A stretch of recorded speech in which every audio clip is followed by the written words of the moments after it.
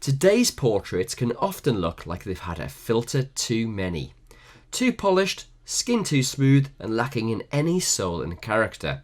Professional photographers know that too much editing and polishing of pixels can really ruin a portrait.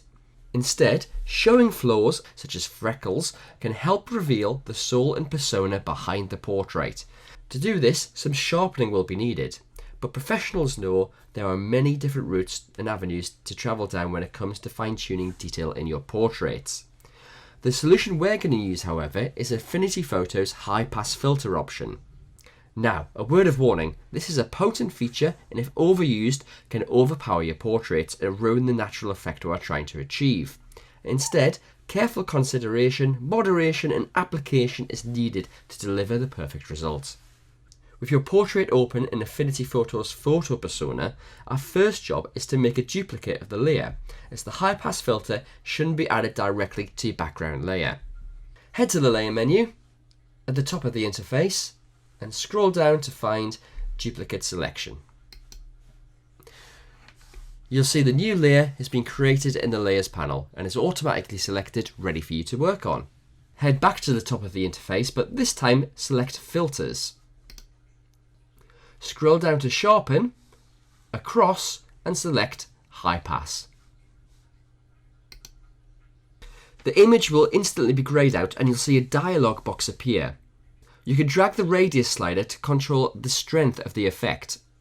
A good rule of thumb is to drag it to the right until you can see the facial features that you want to be sharpened. So here I can see the freckles in our portrait subject.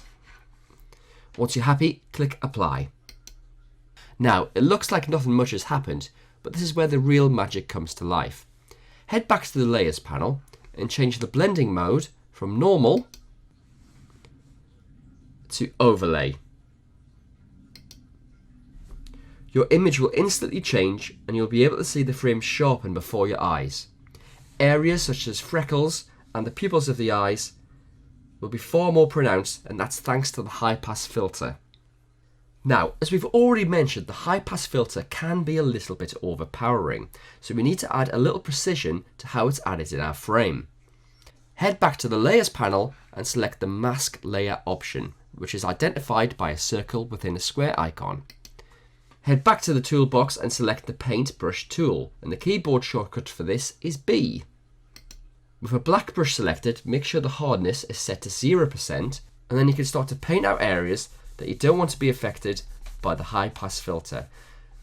So we're going to just go around the edge of the frame to make sure the hair isn't too sharp, and actually I don't want the lips to be too sharp either, so you can change the size of the brush with the square bracket keys, and I shall get rid of that.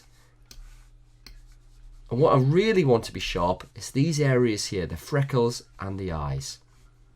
So let's just turn this layer on and off and you can see how much sharper the portrait subject is. If you really want to crank up the sharpening to 11, now is the time to do it. Select the high pass filter and duplicate this by hitting Command and J. The effect will increase dramatically, but if you need to tone it down, simply lower the opacity of this layer to suit your taste. So I'm going to take the opacity down to around 50%.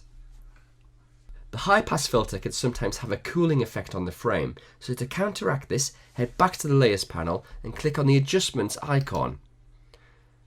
Scroll up and select Lens Filter.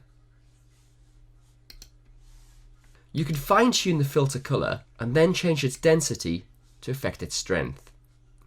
That works well for my subject. So let's take one more look at our starting image. And now we've added the sharpening and the warming effect. You can now save the image by heading to File, scrolling down to Export, and saving the file in your chosen format, whether that be a JPEG, TIFF or PSD. Okay, have fun using the high pass filter with your images, and I'll see you next time.